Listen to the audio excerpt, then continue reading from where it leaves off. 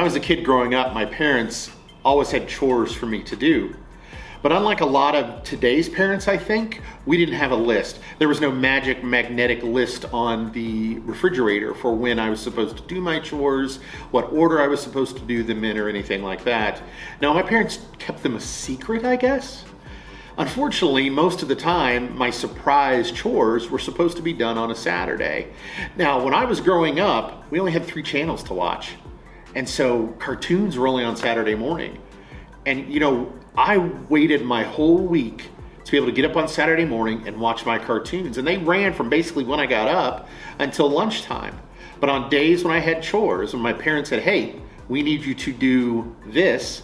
And for me, that was vacuuming, dusting, folding towels when I got older. I always got really upset because I wasn't ready to do my chores. I hadn't prepared for it mentally or emotionally as a child.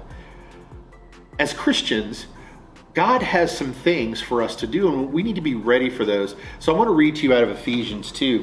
Ephesians 2:10 says, "For we are his workmanship, created in Christ Jesus for good works, which God prepared ahead of time for us to do." First, I want to talk about how awesome this verse is and what it says about us. It says first that we, as those followers of Jesus, those of us who love Jesus and want to follow him in our lives, we're his workmanship. He made us. He crafted us. And it says that we are created in Christ Jesus. We forget sometimes that when we accept Jesus into our lives, that he makes a new thing.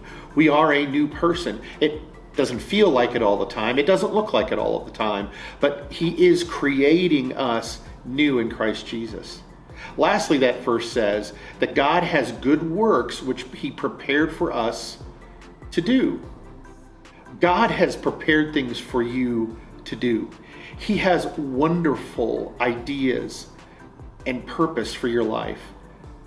But you have to be ready. Unlike me growing up, getting ready to do my chores, we can prepare ourselves to be ready for the work that God has created in advance for us to do. And you know what? We'll be ready to do them because he created us. We are crafted by him to do these things.